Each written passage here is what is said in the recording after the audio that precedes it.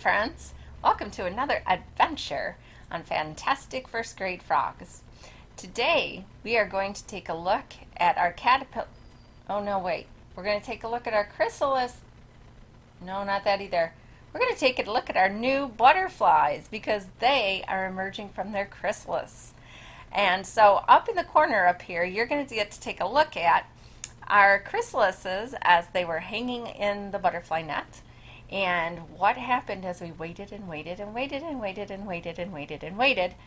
What happened to them after they finally decided to turn into butterflies and emerge from their chrysalis. Now remember, they're not hatching from their chrysalises. They hatch from eggs. They did that a long time ago when they hatched as a caterpillar. Now they're emerging from their chrysalises as a butterfly. So we're going to get to watch that, and then we're going to get to let them go off and be happy butterflies in the wide, wide world. So while we're watching them up here, we're going to read about Becoming Butterflies. Here it is, Becoming Butterflies by Anne Rockwell, with pictures by Megan Halsey. Becoming Butterflies. One day, Miss Dana brought a surprise to school. 3 striped caterpillars and a flower pot. A green plant called milkweed was growing in the flower pot. Now this is a different kind of caterpillar than we had. We had painted lady caterpillars that turned into painted lady butterflies. Because they have milkweed, I know that they have monarch caterpillars that will turn into monarch butterflies. She told us butterflies don't have baby butterflies. They lay eggs that hatch into tiny caterpillars. The caterpillars eat and eat and eat until it's time for them to become butterflies. You'll see, she said as Juliana and I helped her to put the caterpillars in a box. We put some milkweed in the box, and our caterpillars started to eat it. We put a screen lid over the top of the box so they could get fresh air but couldn't crawl away. And we drew pictures of them eating the milkweed.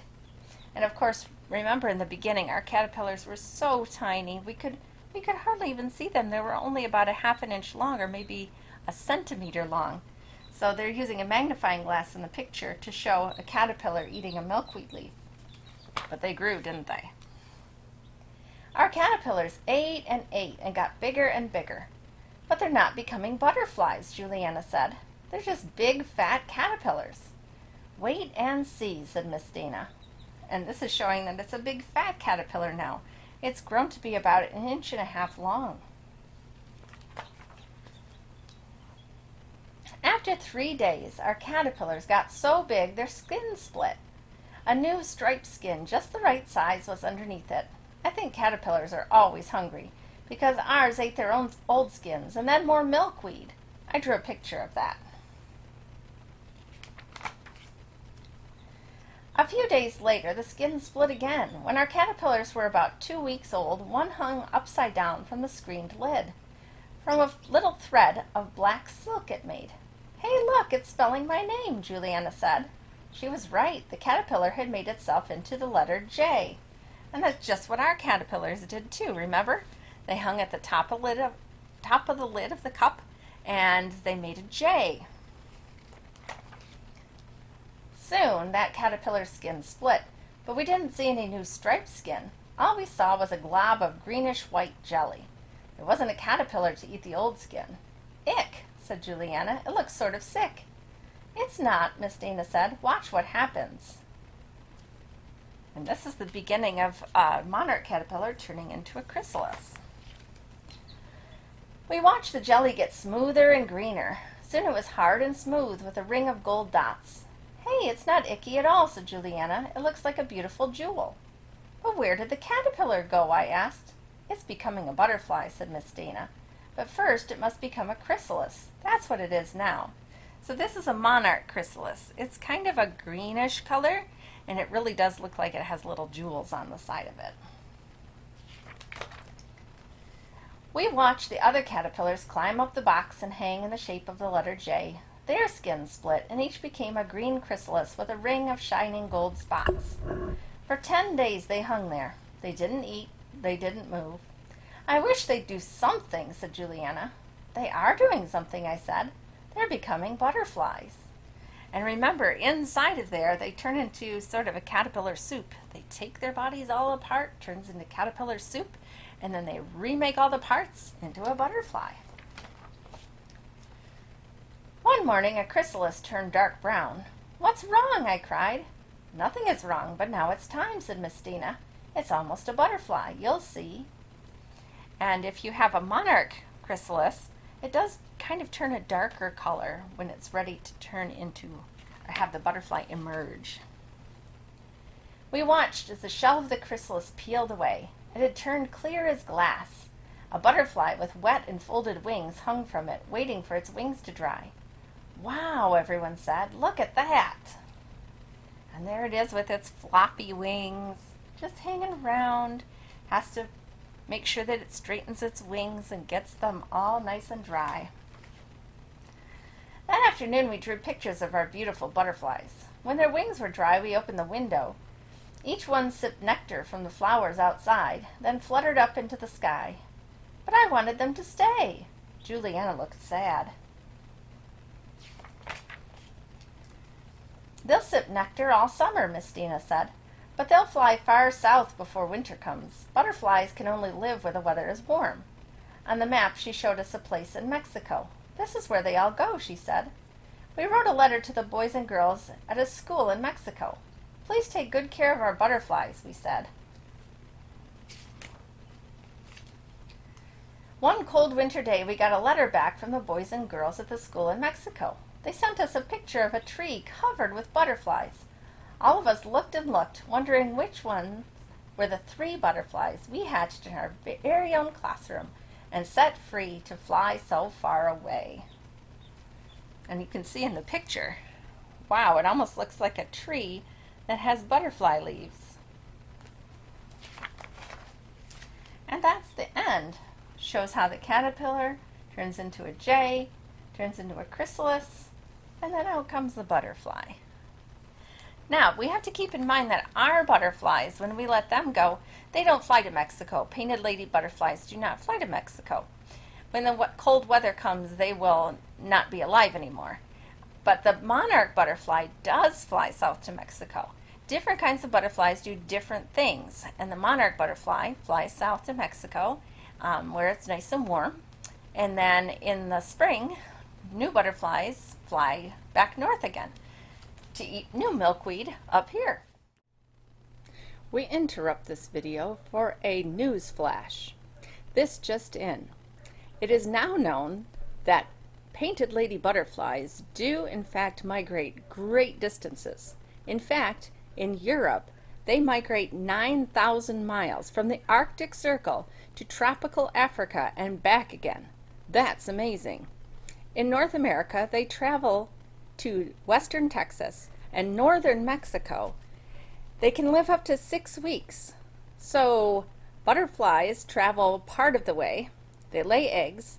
The babies grow up to new butterflies. Those butterflies continue migrating until they get to the place where they're going. And then the new butterflies will travel back again. They can travel at speeds of 25 miles per hour, and they have the highest observed altitude for butterflies at 22,000 feet. That means they're migrating at 22,000 feet in the air. That's pretty far up there. Thank you for this news flash and breaking news. Now back to our video. Hopefully in my milkweed garden I have outside. Let's read more of that true and false book that we started reading when our caterpillars arrived. Remember? We read all the true and falses about caterpillars, but we never got to the parts about the butterflies. So let's read True or False, Butterflies and Caterpillars by Melvin and Gilda Berger. On the front there's a lovely picture of a butterfly. So, true or false? Butterflies have 6 legs.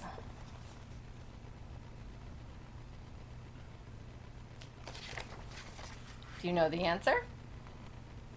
Well, butterflies are an insect, right? So, it's true.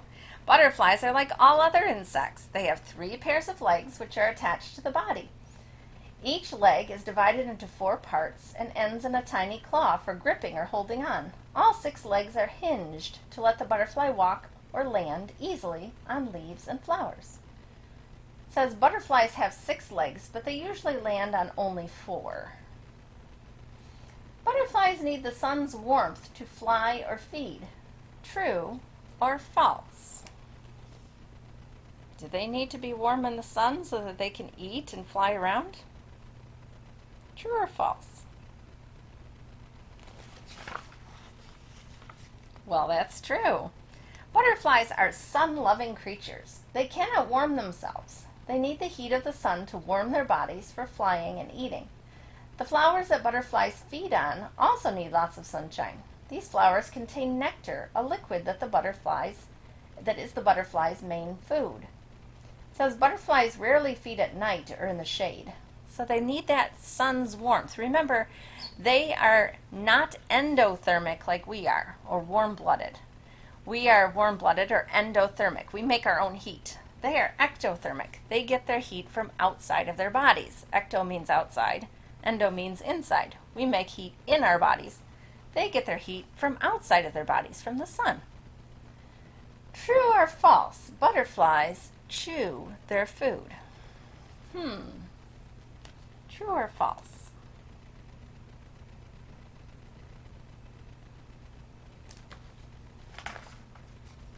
Do they chew? Well, think about how they get the nectar out of the flowers. Do they chew it? No, that's false. Butterflies don't bite or chew their food. Their jaws are locked together at the bottom of the head to form a kind of feeding tube called a proboscis. The proboscis works like a straw to suck up or sip the nectar from flowers. So just imagine for a minute that your mouth has a straw in it, like a straw that you would sip out, juice or milk with, okay? And your mouth has a straw in it, but you can't let go of the straw. It's there permanently. That's like a butterfly mouth. That's their mouth, with the straw sticking out. They can't open their mouth like we do and let the straw go. That is their mouth, with the straw sticking out. Now, it would be kind of weird to fly around with that straw sticking straight out in front of them, so they keep it rolled up. They keep their proboscis rolled up in front of their bodies. It kind of looks like a rolled up lasso in front of their body. And then when they land on a flower and they go, tastes pretty good, they roll out that proboscis and go through that straw, and then they roll it back up and fly to another flower. So they're not chewing it, they're sipping it. It says butterflies also sip water from puddles. Let's see, another true or false. A butterfly will feed from any flower. Is any flower good enough for all butterflies? Let's think about that. Will a butterfly just eat any flower? No, that's false. Each kind of butterfly has its own favorite flower to feed on. Monarch butterflies prefer milkweed. Painted lady butterflies usually choose thistles or zinnias. Other types of butterflies seek out marigolds, daisies, or crocuses. So our painted lady butterflies, our butterflies that we raised, they will go to a thistle or a zinnia because that's the kind of flower that they like to sip. It says there are many thousands of different kinds of butterflies, each with its own special flower. Next one, butterflies taste with their feet. Now in this picture, I'm going to point to it here the best I can with my finger. You can see the proboscis of the butterfly going into the flower. Okay, it's coming right out of the front of its head and going right down here into the flower. So the bottom of the proboscis is right here, and you can see it kind of going up into the butterfly's head. Isn't that cool?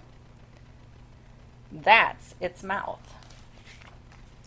So do they taste with their feet? Do you taste with your feet?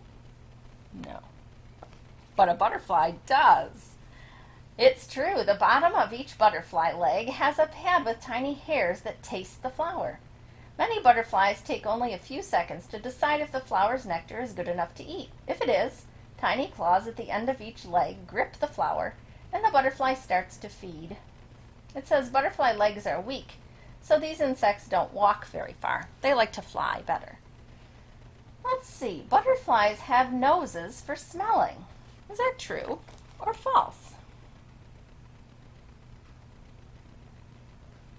Well, we have noses for smelling. Does a butterfly have nose for smelling? All those pretty flowers.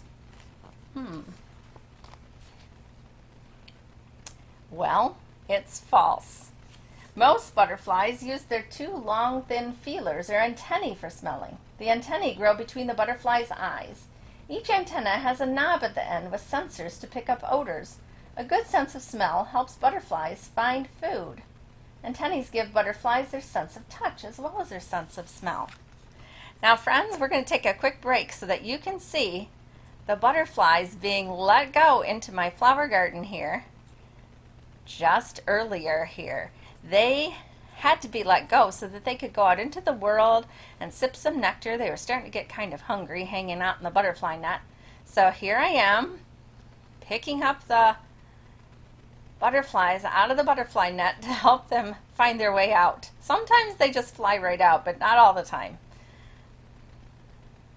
So I'm helping them find their way, and this one really didn't want to get out.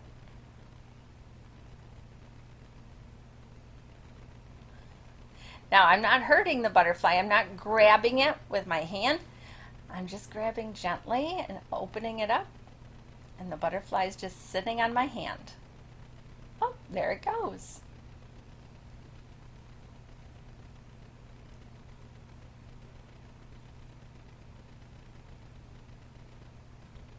When I do this, I close my fingers very gently around the butterfly. I'm not squishing it. I'm just making sort of a little cage. Oh, that one just flew all by itself. And that's the end. All of our little butterflies flew off into the sunset to go find some flowers, to go taste with their feet, and so that they could sip the nectar. And we do actually have flowers right here in my yard so that they will be very happy little butterflies. There were some right behind me, as you could see, and all the strawberries are blooming, and the other flowers in my yard. I have a flowery tree right behind my house so they can go off and breathe all that lovely air that's not in their butterfly net, and they could go sip some lovely nectar out of some flowers and be very happy butterflies. So they seemed very happy to go. Shall we continue our book? Let's do. Let's see, true or false? A butterfly sees what we see. Does a butterfly see how we see? False. A butterfly does not see what we see. It sees in almost every direction at the same time. How cool. That's because it has a large eye on each side of its head, and each eye is made up of many tiny separate eyes. It also spots moving objects easily. Just try to creep up on a butterfly and see how fast it sees you and flies away. It says scientists believe butterflies can only see the colors red, green, and yellow. They are pretty quick at trying to get away when they see something. Let's see, butterflies have two pairs of wings. True or false? Now this butterfly on this page, right here, I just moved my hand so you could see it. This is a butterfly we have around my yard, and probably yours too, the big yellow one there. We do have that butterfly around. Do they have two pairs of wings? That would be 4 wings. Do they have 4 wings? It's true. Like other flying insects, the butterfly has 2 pairs of wings. It flaps all 4 wings at the same time when moving through the air. The larger the butterfly, the slower it beats its wings. A butterfly has to be careful that it doesn't tear or break its very delicate wings. A butterfly with damaged wings cannot fly. It says butterflies flap their wings 4 to 20 times a second. So it has 1, 2, 3, 4 wings. It really does have 4 wings. Butterfly wings are covered with scales. True or false?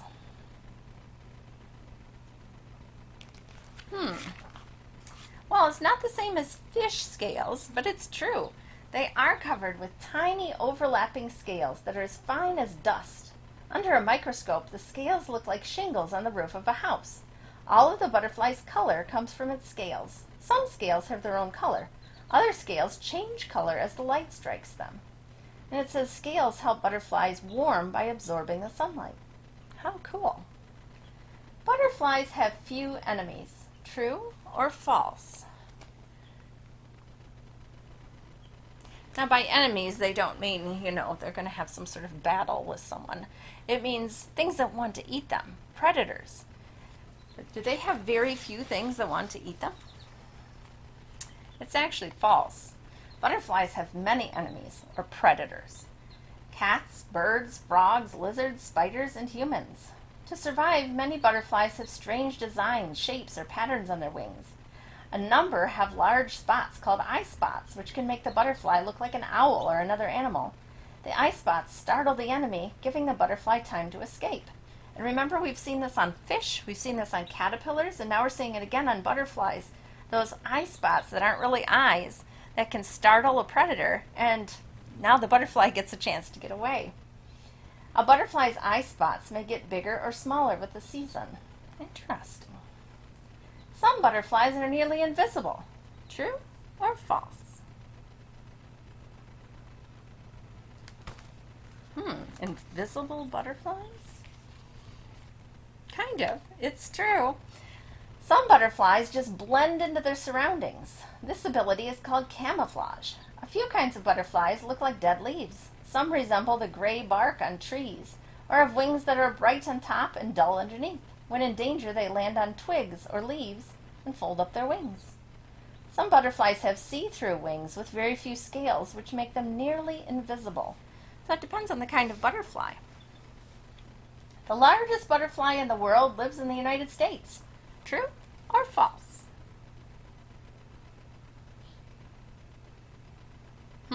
Where does the largest butterfly live? Is it in the United States?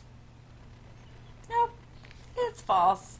The world's largest butterfly lives in the treetops of New Guinea, far from North America. The Queen Alexandra's birdwing has a wingspan of about 1 foot.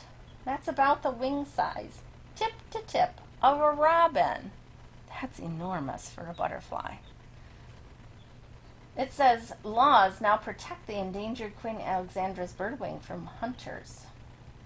So it's actually in danger because there's not very many of them left. That's not good. The smallest butterfly is the size of a thumbnail. True or false? Is there really a butterfly as small as someone's thumbnail? Could that really be true? It's true. The world's smallest butterfly is the western pygmy blue. Most of these butterflies live in tropical areas of Africa and the Hawaiian Islands. The pygmy blue, with its wings open, would fit on a dime. It is only 1/2 inch wide. Wow, that's pretty small. Butterflies live in all continents around the world except Antarctica. Too cold, right? Butterflies and moths look alike. True or false?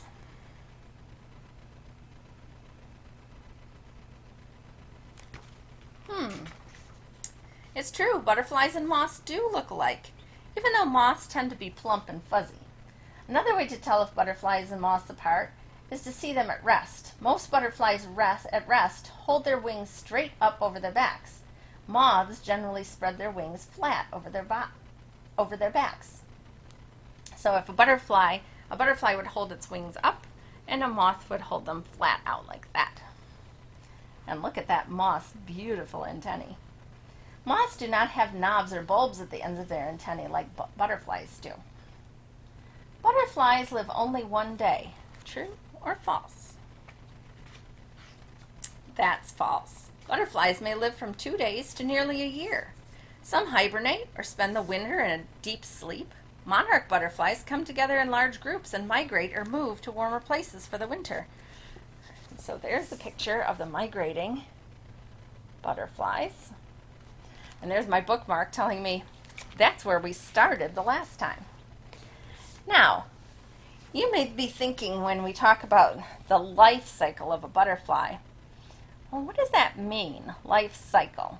I know that it starts as an egg, and then out comes the caterpillar, and it eats and eats and eats and eats and eats and eats its leaves, and then it starts to make a J, and then the J turns into a chrysalis. There's a little plastic chrysalis. And then out of the chrysalis emerges that beautiful, beautiful butterfly. And it flies away. But what does it mean to have a life cycle? Well, let's take a look at this beautiful picture that I drew. Well, okay, I tried to draw it beautifully. Okay, so we have a butterfly, a mom butterfly, and she lays some eggs on a leaf. And the eggs, of course, hatch, and out comes the caterpillar, and it eats and eats and eats and eats and eats. And then it forms a chrysalis, and then out comes a butterfly. Well, then what does that butterfly do? Well, that butterfly, if it's a girl, will lay some more eggs, and then those eggs will hatch out caterpillars, and then the caterpillars are turned into a chrysalis, and then the chrysalis, well, out comes the butterfly, right? And then that butterfly will lay some eggs. And so this goes around, a life cycle. Well, cycle means around, right? A bicycle means that the wheels are going around, right? So a life cycle keeps going around and around. There's always a grown-up butterfly to lay eggs, to make caterpillars, to form a chrysalis, to make another butterfly that will then lay eggs. So it's not that one butterfly keeps doing this over and over, but that over time, lots of different generations of butterflies are doing this. New butterflies make eggs to make caterpillars, to make a chrysalis that makes a new generation of butterflies to do the same thing, and it happens over and over and over. And so it makes a cycle. It goes around and around and around. We'll have to talk more about life cycles because, well, our little tadpoles are doing the same thing, right? Yep, they sure are. In fact, we got another frog. Yes, Fredigar and Funny have a new friend named Freda. We'll have to take a look at her at another time. But life cycles happen to all the living things. That's how it is. So our little caterpillars grew into a chrysalis, and then out came the butterflies, and they're now out in the wide, wide world, breathing the free air and flying around and tasting all the wonderful flowers and sipping with their proboscis. They unroll it, and then they roll it back up, and they're out having a wonderful butterfly time. I hope you enjoyed raising some butterflies with our class and having a wonderful butterfly experience. That's all the time we have for today. The butterfly and I say, bye.